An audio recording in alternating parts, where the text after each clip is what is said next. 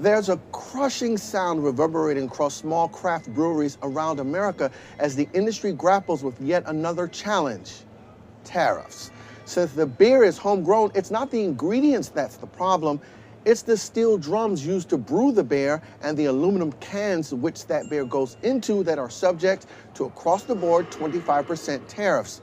A spike in production costs due to the tariffs hits an industry that's already under strain. Craft brewers were forced to switch to cans during the pandemic as drinking at bars and breweries dried up.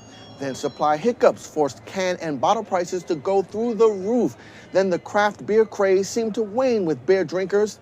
Now this, a tariff on their most essential of items.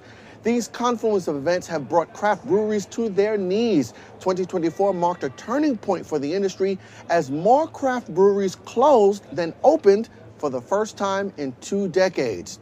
According to early sales data for 2025, 75% of all craft brewery sales come from beer sold in aluminum cans. And where do the bulk of those cans come from? Canada, says the Brewers Association, a trade group representing small and independent brewers.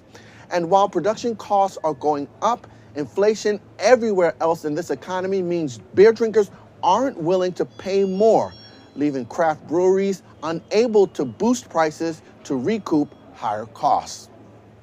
Speaking of inflation, inflation reared its ugly head and investors are upset this Wednesday. Consumer prices jumped 0.5% in January and up 3% from a year ago. Both readings were hotter than anticipated. With inflation heating up again, Bank of America now believes there will be 0 rate cuts this year by the Federal Reserve.